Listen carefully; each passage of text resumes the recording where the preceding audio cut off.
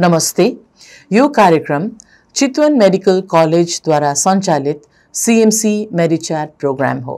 म डाक्टर निकी Shrestha, associate professor र coordinator medical education unit Chitwan medical college.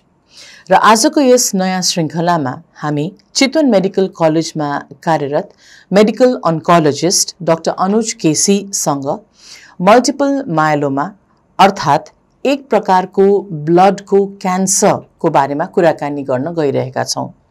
Doctor Anuj KC CMC cancer इन्स्टिट्युटमा associate प्रोफेसरको पदमा डिपार्टमेन्ट अफ मेडिकल अन्कोलोजीमा कार्यरत हुनुहुन्छ।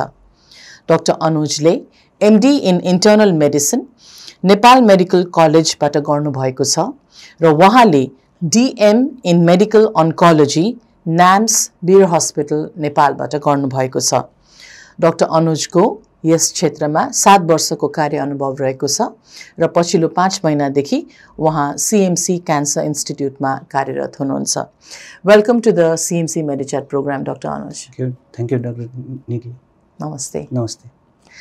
हजुर, अब मेरो पहिलो प्रश्न के छ भने डाक्टर अनुज, अब यो मल्टिपल मायलोमा जुन आज हामी एक प्रकारको ब्लडको क्यान्सरको बारेमा कुराकानी गर्न गइरहेका छौं, यो मल्टिपल मायलोमा भनेको कस्तो रोग हो, केही जानकारी दिनुहुन्छ कि? हजुर, यो मल्टिपल मायलोमा हजुरले भने जस्तै यो ब्लडको एक किसिमको क्यान्सर हो र यो चाहिँ प्लाज्मा सेल डिसअर्डर भन्छौं। यो प्लाज्मा सेल्स जुन चाहिँ ब्लडमा देखिन्छ, त्यो ब्लड प्लाज्मा सेल्स को चाहिँ अनियन्त्रित बढ्ने कारणले गर्दा यो मल्टिपल मायलोमा देखिन्छ। यो प्लाज्मा सेल्स नर्मल्ली चाहिँ बोन म्यारोमा हुन्छ र यो बोन म्यारोमा यसको काम भनेको चाहिँ कुनै भाइरस कुनै ब्याक्टेरिया आयो भने यसले एन्टिबडिज निकाल्छ जसले त्यो ब्याक्टेरिया र भाइरसलाई मार्नलाई मद्दत पुर्याउँछ र यो अनियन्त्रित तरिकाले बढ्न थालेपछि चाहिँ यसलाई मल्टिपल मायलोमा भनिन्छ। हजुर, अनि डाक्टर अनुज, मल्टिपल मायलोमा भएको बिरामीहरूले कस्तो लक्षणहरू, कस्तो साइन्स एन्ड सिम्पटम्सहरू लिएर आउनुहुन्छ त? यो मल्टिपल मायलोमा भन्ने रोगमा हाम्रो क्र्याब भन्ने फिचर हुन्छ, CRAB। हजुर, यसमा चाहिँ C भनेको चाहिँ क्याल्सियम, यो रोगमा क्याल्सियम एकदमै बढी हुन्छ जसले गर्दा क्याल्सियम बढीको साइन्स एन्ड सिम्पटम्स भनेको पिसाब बढी लाग्नु, कब्जियत हुनु, यही एउटा सिम्पटम्स हो। अनि R भनेको चाहिँ रेनल डिसफङ्क्सन, जसमा किडनीको समस्याहरू देखिन्छ जसले गर्दा किडनीको रोगको लक्षणहरू र पिसाब थोरै हुँदै जाने यस्तो लक्षणहरू देखिन्छ।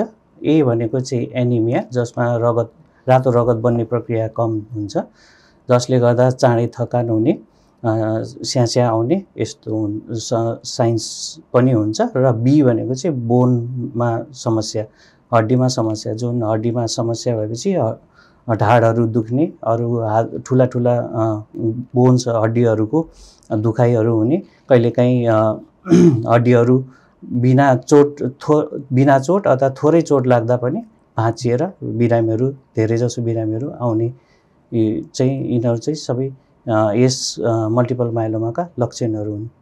हजुर, अनि यो मल्टिपल मायलोमाको डायग्नोसिस चाहिँ कसरी गर्ने, कसरी पत्ता लगाउने त यो रोग?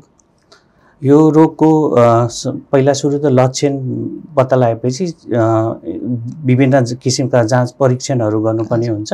परीक्षणमा साधारण रगतदेखि अघि भने जस्तै क्याल्सियम बढ्ने, रगत कम हुने, हेमोग्लोबिन, त्यसपछि किडनी बिर्गिने, क्रिएटिनिनहरू, किडनी फङ्क्सन टेस्टहरू हेर्नु पर्यो। त्यसपछि यिनीहरू सबै समस्या देखिएपछि हामीले मेन रोगको परीक्षणहरू गर्नुपर्ने हुन्छ जसमा सेरम प्रोटिन इलेक्ट्रोफोरेसिस भन्ने टेस्ट हुन्छ।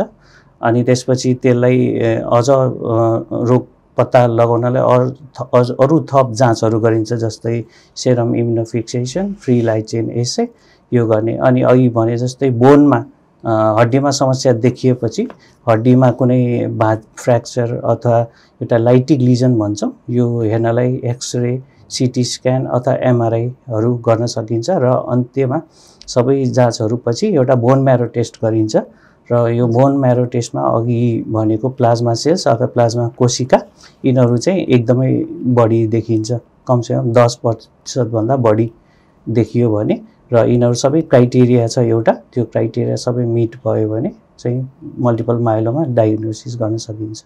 हजुर।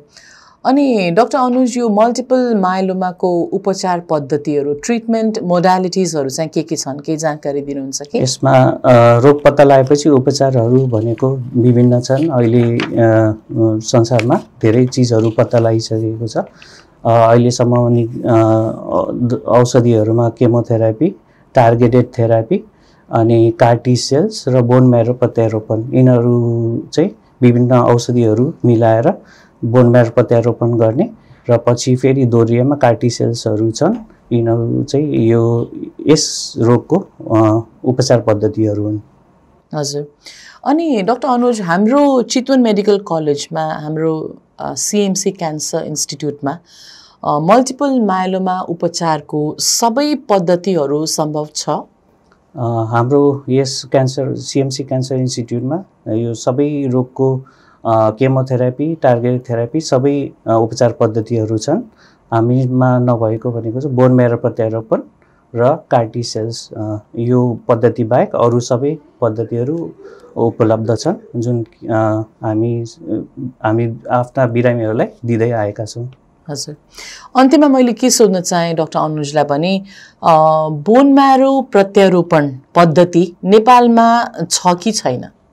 बोन म्यारो प्रत्यारोपण यस मल्टिपल माइलोमा रोगको एकदम महत्त्वपूर्ण उपचार पद्धति हो र यो नेपालमा चाहिँ अहिले आजको डेटसम्म नेपालमा एक ठाउँमा मात्रै छ, सिभिल सर्भिस हस्पिटल, त्यहाँ मात्रै छ। अरू विभिन्न ठाउँमा पनि खुल्ने प्रक्रियामा छन्, तर अहिलेसम्म त्यही एक ठाउँमा मात्रै यसको उपचारको पद्धति उपलब्ध छ। हजुर। हस् त, यस CMC मेडिच्याट प्रोग्राममा आएर कुराकानी गरिदिनु भएकोमा र आफ्नो नलेज एन्ड एक्सपर्टिज सेयर गरिदिनु भएकोमा डाक्टर अनुजलाई धेरै धेरै धन्यवाद। Have a good day. हस्, थ्याङ्क यू। Thank you.